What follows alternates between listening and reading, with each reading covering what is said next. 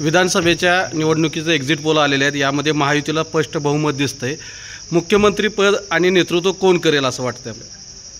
बघा, निवडणुकीच्या अगोदरपासूनच महायुतीच्या वतीनं आम्ही सर्वजण सांगत होतो की जनतेचा कौल महाराष्ट्रातल्या हा महायुतीच्या बाजूने असेल आणि निवडणुकीतला प्रचार जनतेचा, मतदारांचा, महिला वर्गाचा, शेतकऱ्यांचा, तरुणांचा, सगळ्यांचा मिळणारा प्रतिसाद जर पाहिला तर हे आलेले एक्झिट पोल हे त्यानुसारच आहेत आणि नक्कीच महायुती बहुमताच्या आकड्यापेक्षा कितीतरी पुढं आकडे जातील आणि मोठ्या बहुमतानं महायुती सत्तेत येईल हे निर्विवाद सत्य आहे. आता राहिला प्रश्न नेतृत्व कुणी करायचं या बाबतीत आमच्या तिन्ही प्रमुख पक्षांनी आणि महायुतीतल्या घटक मित्र पक्षांनी देखील हे स्पष्ट केलेलं आहे की निकाल लागल्यानंतर आम्ही सगळेजण एकत्र बसू आणि एकत्र बसून मुख्यमंत्री कोण असावा या बाबतीतला निर्णय घेऊ.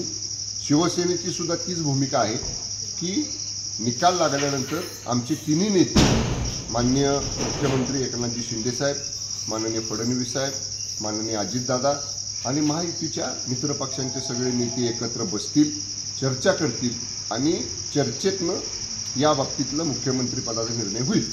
आपली शिवसेनेची भूमिका आणि शिवसेना म्हणून आपणास मुख्यमंत्रीपदी कोण हवा किंवा काय मागणी राहील? शिवसेना पक्ष म्हणून म्हणाल, व्यक्तिगत शंभूराज देसाई म्हणून म्हणाल तर आमचं कायमच सगळ्यांचं एकमत आहे की शिवसेनेकडं मुख्यमंत्रीपद आलं तर मुख्यमंत्रीपदी माननीय मुख्यमंत्री आणि पक्षाचे मुख्य नेते हे एकनाथजी शिंदे साहेबच असावेत हे आमचं मत आहे. परंतु याचा अंतिम निर्णय हा महायुतीचे सर्व नेते एकत्र बसून घेतील. साहेब, 23 तारखेला निकाल लागल्यानंतर 2च दिवस राहत आहेत सत्ता स्थापनेसाठी. अशा वेळी महाराष्ट्रात राष्ट्रपती राजवट लागू शकते का? असं कोण म्हटलं? नाही, लागू शकते का? 2च दिवस 2 दिवसात होऊ शकतं सरकार. सरकार स्थापन करायला एकदा बहुमत मिळालं की बहुमत ज्यांच्याकडे आहे ते बहुमतातल्या आमदारांचं तशा पद्धतीचं पत्र, निवेदन माननीय राज्यपाल महोदयांच्याकडे देतील आणि काय त्याला फारसा वेळ लागायची गरज नाही, 2 दिवसामध्ये होऊ शकते.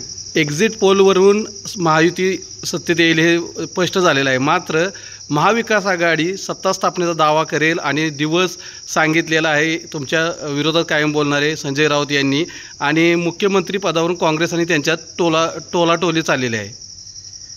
मला आजपर्यंत संजय राऊतांचं वक्तव्य, एक सुद्धा वक्तव्य सत्यात उतरलेलं दाखवा.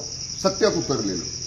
ते नेहमी संदिग्ध बोलतात आणि त्यांना असं स्वतःला खूप मोठं जागतिक स्तरावरचे ते नेते असल्यासारखं ते बोलतात. त्यांना बोलू द्यात, त्यांना महाविकास आघाडीला त्यांची दिवा स्वप्न पाहू द्यात, त्यांना काय म्हणायचे ते त्यांच्यात म्हणत बसू द्यात. मी एवढंच सांगतो, हे निर्विवाद सत्य आहे की महायुती बहुमतामध्ये येते आहे आणि महायुतीचाच मुख्यमंत्री महाराष्ट्राचा होईल.